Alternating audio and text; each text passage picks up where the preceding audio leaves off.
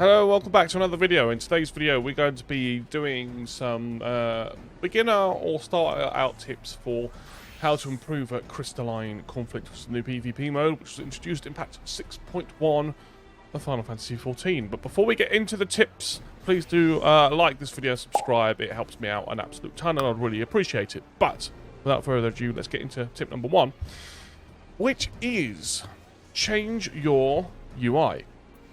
So as you can see here on the screen, this is my character, and I have changed my UI to suit the CrystallineConflict game mode. So if I was to change my HUD to number 1, so you can have presets for other different activities in the game if you didn't know.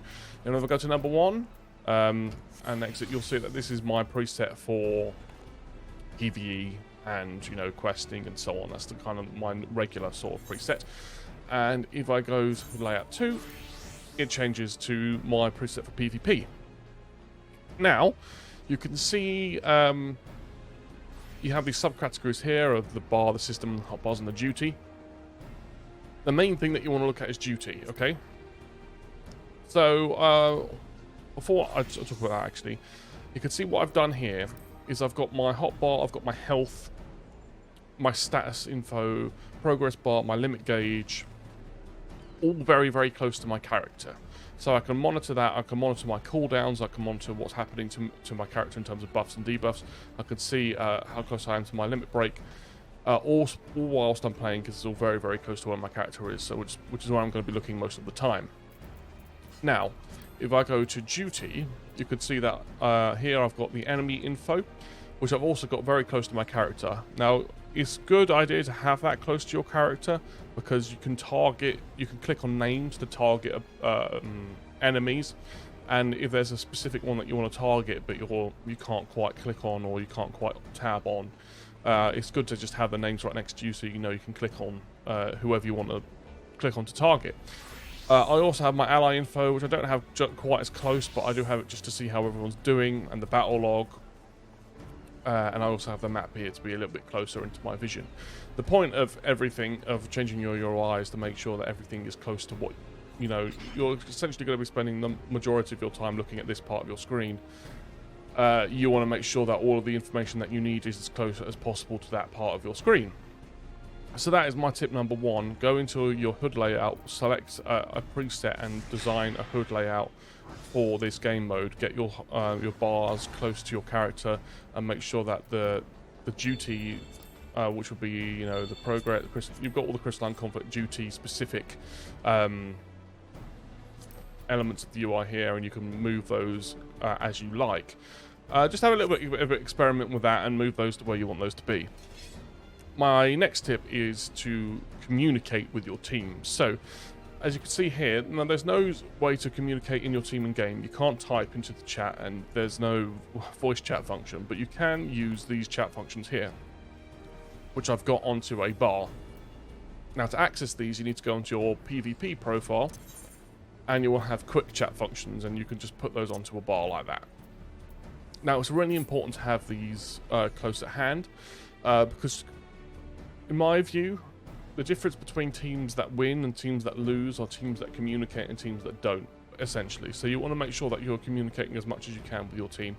Obviously, saying hello or whatever, but you also want to be able to, tell people when to push the crystal, tell people when you're falling back, tell people when to fall back and regroup, tell people when you're moving forward, tell people when you're attacking the target and things like that. So it's important to have these onto a separate hotbar, which I have down here, just so I can, communicate with my team as much as I possibly can. Now, this then coincides with my third tip, which is about limit breaks. So, fights in this game are won and lost, or big team fights in this game are won and lost by limit breaks. So it's important to be able to time your limit breaks, or use them at appropriate times, or to use them when other people are using theirs. And you can see there's a chat function here, which is the limit break chat function, and you can click on that, and that will tell your team when your limit break is, or what percentage your limit break is on. So it will say, like, well, if I was to click it now, it will say limit break 0%. But if you've got a 4% limit break and you communicate with your team, that means that if you multiple people on your team have limit breaks, you can use them all at the same time, and if you do that, you're very likely to wipe a team out, which means that you can get on the crystal and push it. So timing your limit breaks and communication is like 2 tips, but they kind of intertwine into one. So far you've got to change your UI to suit it. You've got use the chat functionality and communicate with your team, and also time your limit breaks with your team, which then coincides with communication. So what we'll do is we'll get into a game. Oh, yes, another actual extra point that I would recommend, if I can show you. One thing that I would also look at is battle effects. So when I first started playing this, I had other people's battle effects. I had PvP opponents, others, and party all on show all. Now what this does is it means that everybody's spell effects from all of the players in the game or on the other team and on your team are shown, and that can make it a bit of a clusterfuck to be honest, to be able to see what's going on. So you can, as I showed, you can tone this down to show limited or show none. I just put it down to show limited because I do quite like to see other people's abilities. But you can put it on show none if you want, and I would recommend turning it down because it is quite hard to see what's going on. So let's get into the game. Now, I'm not going to pretend that I'm an amazing PvP player, because I'm not, but I have got some sort of idea about what I'm doing. That guy's bubbled, so there's no point in attacking a person that's bubbled, because it reduces 90% of your damage, so you're just going to waste your cooldowns, essentially. Okay, so if you're low on MP... this thing, everyone's dead. It's literally just me and another person. So this is a problem, is going in alone. Now, it's so tempting to actually try and push that crystal, just try and stop the crystal from moving, but if I was to go in now, I'll just get wiped out, as you can see, and I'm about to die. And yeah, that's it. Basically, I think the match is pretty much done. Let's see if we can do a little bit better this time. So, one important thing to not do is to try and run in alone. It's very, very tempting to start with to, like, if your team gets wiped and you can see that the other team is pushing the crystal, to try and jump on the crystal to stop it from moving. That is a bad idea, because you're just going to get wrecked, basically. All right. So now, I'd stick with your team. If I was to run off, I'm going to make myself vulnerable. So knowing when to fall back is important. Okay, so I'm low on health, so I'm going to run off. I'm going to hide, and I'm going to do my long cooldown heal, because my MP is low as well. So we've got that out. And now it's time to see where we are. I've got my limit break, but I'm not going to use it just yet, because they're all healed, but I will push up to it now. Oop, push the wrong button. Now they can... Okay, I'm about to wreck that guy. Okay. If they don't recognise what your limit break is, really you should try and use your shield whenever you see a limit break. And now we're sticking together. Oh, that's annoying. I forgot to pay attention to that. Which is very easy to do. But now we can push this here. Stay on. Try and stay on with everyone.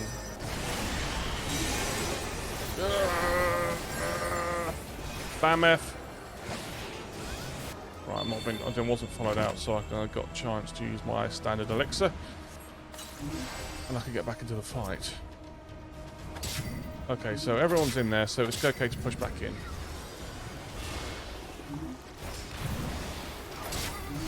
Okay. This looks like this is probably going to be a victory. And that's basically because we stuck together. That's like one of the main things, is no one ran off and tried to do their own thing and tried to be a hero. It's just not going to work. There aren't really any, as far as I know yet, any classes that can just eat other classes, other jobs. Like, the very basics of the basics of it is just to stick with your team.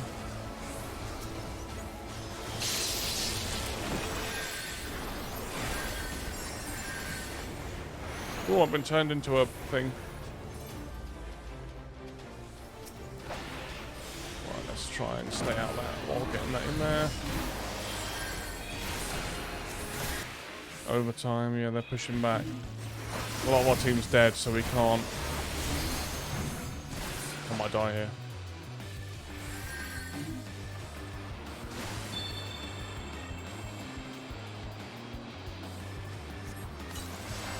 Alright, let's see what we can do. Okay, well, looks like we're on the crystal. It's good.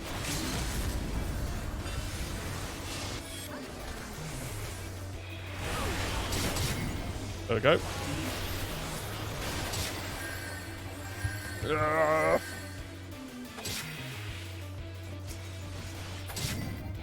we go. Right, and we win. That's that. And I've leveled up as well.